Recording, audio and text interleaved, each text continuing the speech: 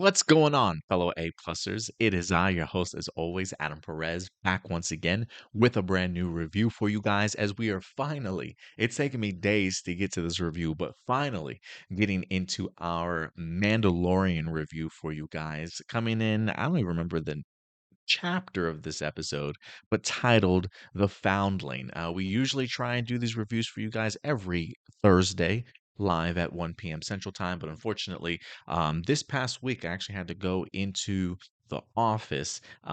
So I was not working from home, so I wasn't able to kind of do this remotely on my lunch hour, unfortunately. And then this weekend just ended up being so incredibly crazy with just like car issues that I certainly had to be dealing with. So there was just a lot of moving pieces. So I finally have been able to sit down in front of the camera and bring you guys my thoughts for this past week's episode of The Mandalorian titled The Foundling. But as of this upcoming Thursday, everything should be good to go, regardless if I'm working remotely or from home.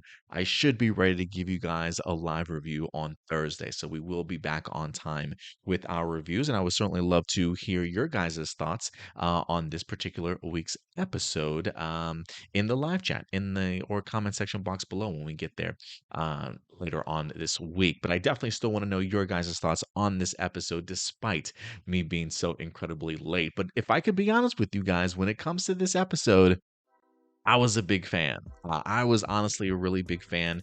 If you ask me, I think this is probably the best episode out of the season for me. Directed by Carl Weathers. I thought he did a fantastic job. It's always great to kind of see not only the incredible actor in this season, but also getting behind the camera. I can't remember if he did any directing work for Mandalorian season 2 last year or not, but so regardless, really cool to see Carl Weathers behind the camera, and I thought he did a pretty remarkable job here. I was actually a really big fan of this week's episode, especially some of the choices for like close-up shots of Grogu while he's like reminiscing and going through his flashbacks. I even think the idea and getting an opportunity to see like the Mandalorian scaling the mountains and stuff, and some of the cool, shots and decisions that he had in regards to filming that.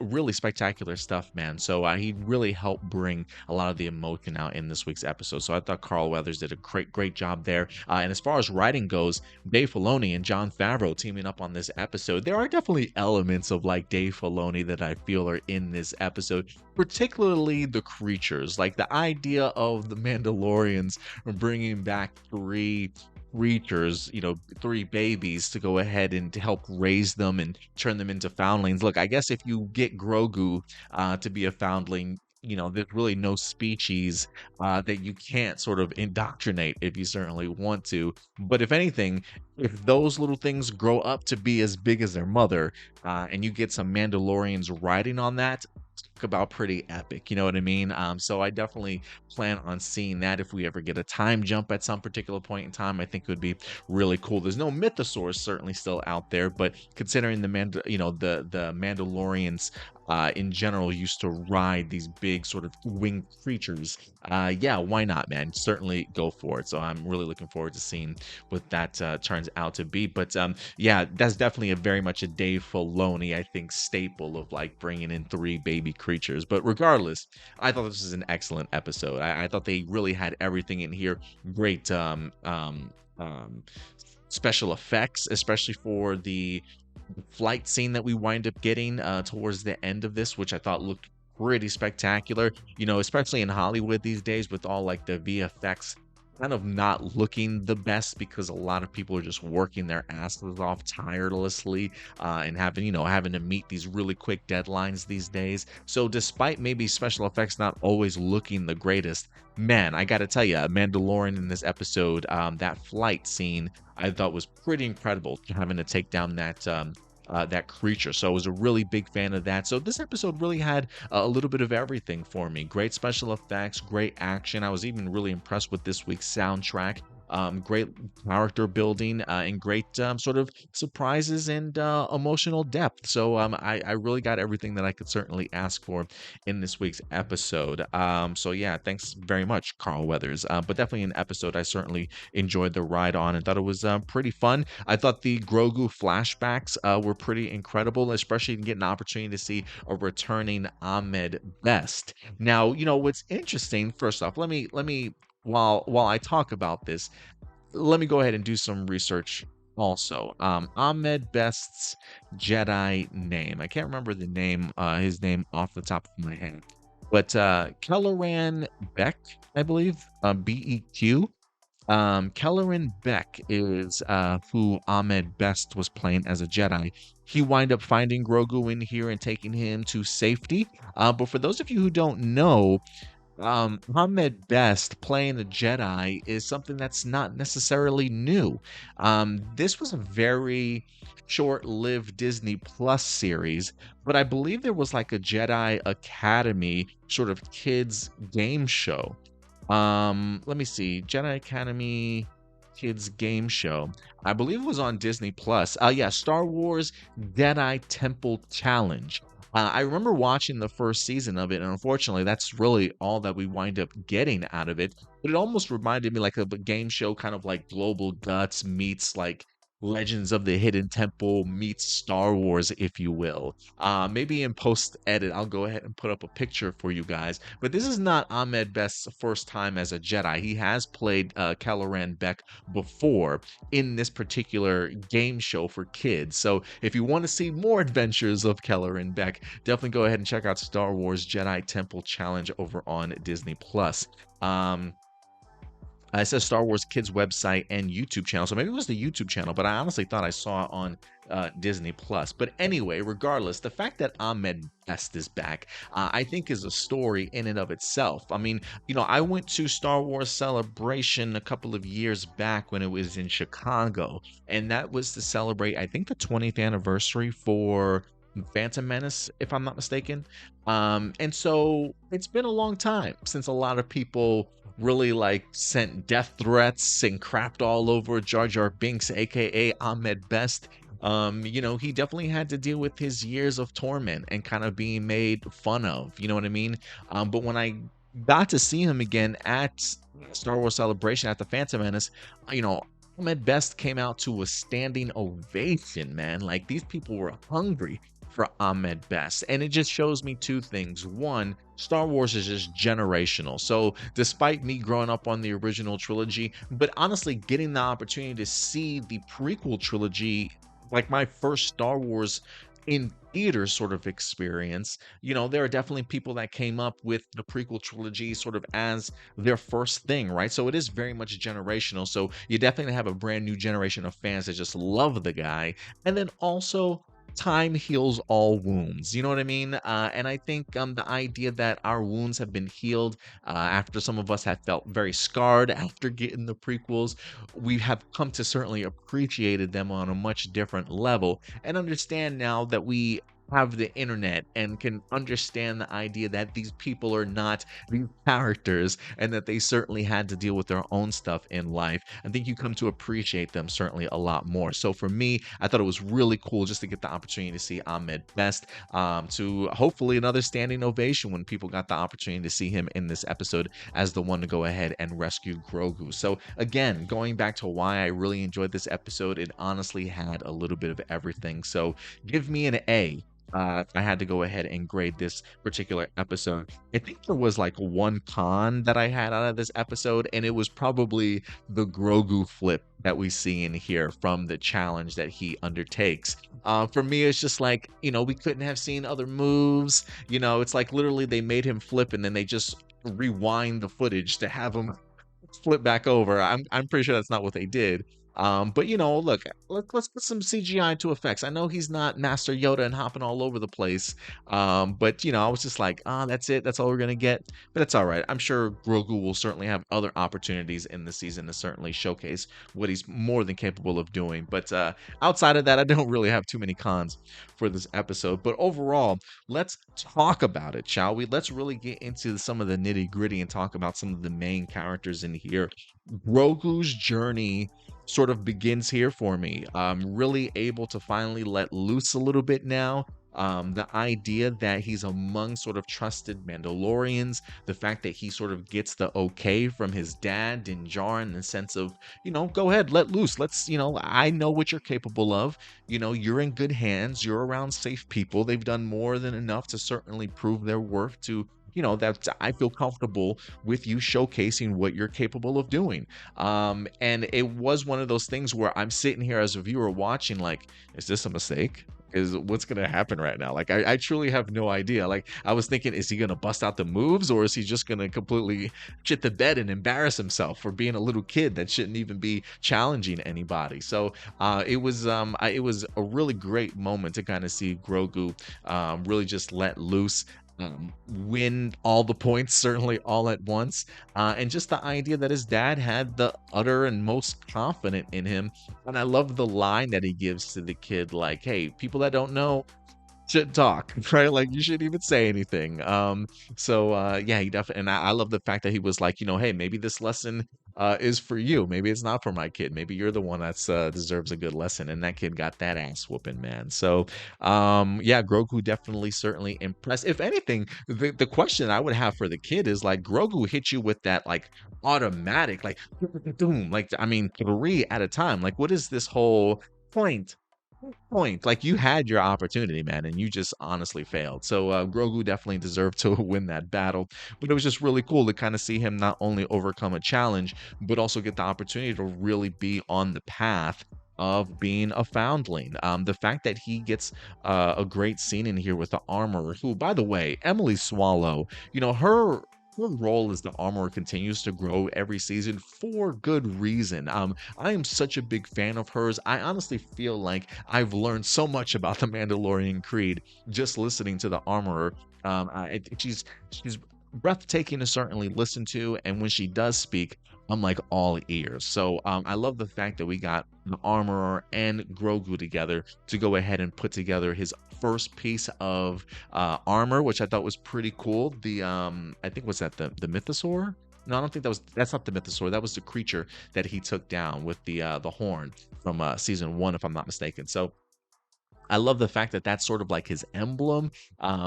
The chess piece is almost bigger than he is. It's absolutely adorable, but it's so cool to kind of see him going on this journey to being a Mandalore. I gotta know what the helmet is gonna look like. You gotta have an opening for his ears. I want to know from you guys, if you had to design Grogu's Mandalorian helmet, are the ears tucked in there tight, or do they have room to breathe outside of the helmet? I definitely need to know from you guys. But the journey wind up leading to the incredible flashback that we wind up getting, right? Understanding that as a Mandalorian, your life is going to have its trials and tribulations, and the idea of you overcoming them is key and part of being, Mandalorian. And so I love the idea that we get to see one of those tribulations and or one of those trials that Grogu had to deal with at a very young age. Clearly, it was super traumatic for him, as we can clearly tell. The idea of looking at the forge and then being like thrusted and sort of shocked back into your flashbacks, and just seeing just how terrified he certainly was as a baby, if you will, being rescued through all of that. Again, it immediately brings me back to the prequel era. I thought um the the speed bike chase scene was pretty incredible through the cityscape of Coruscant. This really brought me back to the prequels in a very good memory of it, to certainly say the least. So I'm really loving just how all of this continues to be connected to everything that certainly came before it, and they continue to do an incredible job in that regards. But so yeah, really cool to see Grogu on the journey that he's in. Continuing to see that father and son sort of bond, and the belief that Din Djarin certainly has in this kid, to become a great Mandalorian at some particular point in time. So yeah, very cool stuff when it comes to the growth of Grogu here this week. And then last but not least, Bo-Katan. I put very much showing a level of enthusiasm, but I think enthusiasm's the wrong word. It's probably more the idea of just being adamant about getting things done, or at least being very much a part of what's happening. The fact that she takes the initiative to go ahead and locate where the foundling is at, when everybody else's rocket, rocket pack gives up. The fact that she's a smart one to go ahead and take her ship and just follow the creature wherever he's at, I thought was brilliant. Goes to show her initiative, the fact that she truly does want to be a part of this and certainly helps out. And her initiative makes her sort of the war leader and even getting the respect of everybody else certainly around her and offering her sort of the fireplace where she can sit and eat and sort of take off her helmet. So I'm really digging sort of like the mind space that Bo-Katan certainly finds herself in. Don't get me wrong, there's still elements of the idea of like, is she wavering at times? Is she fully invested? Is she kind of really digging the path that she finds herself on? Even again, being sort of congratulated by the armorer at the end when they do come back successfully with the Foundling, letting her know that, hey, listen, you have done the biggest thing that somebody could do as a Mandalorian following this creed, and that's saving a Foundling. That's got to give Bo-Katan some sort of confidence in herself, feel good about being a Mandalore, the idea that by following the creed and following this mindset that there are rewards to it also, that she's finding herself sort of becoming and growing as a person. I think that's pretty incredible to certainly see that for the Bo-Katan character. But in the hindsight, or not saying the hindsight, but on the opposite side of things, her also expressing to the armorer in here that she saw a mythosaur, and the armorer kind of not necessarily believing her, thinking that maybe it was just simply a vision. And even when Bo-Katan lets her know, but like, no, it's real, there's really not any give from the armorer. I mean, she does mention the idea of like, hey, when you start following the creed, you're going to see some pretty incredible things, right? And when she says no, but it was real, this is the way, like what kind of cryptic ass message is that? It makes me think one or two things, that either the armorer is telling her that um because there's something to it, and Bo-Katan's got to sort of figure out the riddle that the armorer just sort of dropped on her. Or now Bo-Katan, maybe, like, I wonder, like, is she questioning what she saw? You know, it happened so quick. She was the only person to kind of see it, right? It's not like it could be backed up by Din Djarin, who was unconscious and didn't see anything back there. But it's at the same time, it's like, damn, this thing is huge. How could you have mistaken it for anything else, right? So, it does make me wonder if now Bo-Katan, because of the fact that the armor doesn't believe her, will that sort of cut into the idea, well, if you don't believe me, why should I necessarily believe in this creed fully? You know what I mean? Like, if there was anybody that should have believed me, maybe it was the armorer. And the fact that the armorer is kind of pushing against that, is she now uncertain about the path that she's going on? Again, that's just speculation on my part. I could honestly be completely reading that last scene wrong. And maybe it's just the idea that she wanted to tell the armorer didn't believe her, and now she's just in her head a little bit. Maybe she will continue to follow the creed, but it's just unsure as to certainly what she saw for herself, and maybe starting to doubt herself a little bit.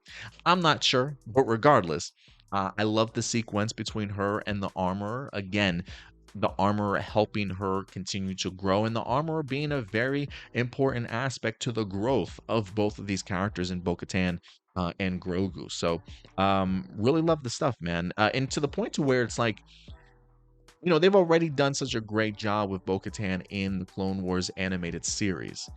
But now that we have a live action iteration of her, played by Katie Sackhoff, who's done an amazing job in here also, and the great strong character building, if you were to tell me that one of the future spin-offs of The Mandalorian was going to be a Bo-Katan series, starring Katie Sackhoff, I'm 100% invested already. I think they've done a great job already of building yet another character in the Star Wars universe that if they truly wanted to give an opportunity to, in the form of another limited series like Book of Boba Fett, or a full-on launch of a series like Ahsoka, I think Bo-Katan is certainly playing herself out to have that level of a role in the world of Star Wars, certainly going forward. So I hope they continue to do just incredible work in here, to be quite honest with you. So, and the fact that she too has earned her piece of armor, I thought that was really incredible to kind of see, having her have the symbol of the mythosaur. So quite fitting, to say the least. And then last but not least, just a quick honorable mention, and I'll certainly let you guys go. I'm sorry if this ran a little bit longer, but I had a lot of enthusiasm certainly behind it. Honorable mention, Paz Vizsla, the big dude with the freaking, I don't, what is that, a Gatling gun that he winds up carrying around with him, sort of thing. I felt like I said this in last week's episode. The way that it was shot, it very much made me at least assume that the kid that was getting his helmet for the very first time was his son. I was like, it's something about the way that they keep going back to Paz Vizsla, um, almost looking like a very proud father. You know what I'm saying? Even though you can't see his face and his reactions to things, the way that they presented him last week's episode made me think, man, maybe I wonder if this is his son. And it even made me question it also again in this episode when Din Djarin goes to shoot the creature out of the sky and he says, "No, you'll hit the child." And I was like, oh, he didn't say son in that moment, so maybe I'm wrong. But when we do get to the nest, and he gets to dive in first without, really preparing himself or checking his surroundings, he's like, "That's my son." So you can understand the reason why he would certainly rush off without having necessarily a game plan. But yeah, so I thought that was pretty interesting that it did in fact turn out to be his son. But yeah, man, overall, again, I think this is like the best episode of the season that we certainly have had so far. And it really had sort of minimal Din Djarin impact in it. And I think it's one of those um, things to say again that it's okay to have other characters carry an episode. And sometimes it's not necessarily always a filler episode. Like I would never look at this episode as a filler episode. I just think it just did so much for a lot of our characters in here. And plus, Din Djarin's had 2 seasons technically all to himself to us to get the opportunity to know him literally complete the mission that he set for himself in season 1. So we literally have followed this man for 2 seasons already to really get the opportunity to know him extremely well. So I can give up a Din Djarin focused episode certainly from time to time when it comes throughout the season, especially if they continue to do as incredible of a job of building up these characters as they certainly have. But overall, guys, those are my thoughts. These are just my A+ opinions. At the end of the day, I want to know yours, though. What do you guys think about this particular episode of The Mandalorian? Let me know your thoughts in the comment section box below, guys. And we'll definitely continue this conversation until this upcoming Thursday. So again, don't forget, live Thursday at 1 p.m. Central Time. I'll certainly see you guys there. And if anything does change, I'll certainly give you guys the heads up. But until then, do me a big favor, as always, take care of yourselves, take care of each other, and keep it A+. May the Force be with you. This is the way.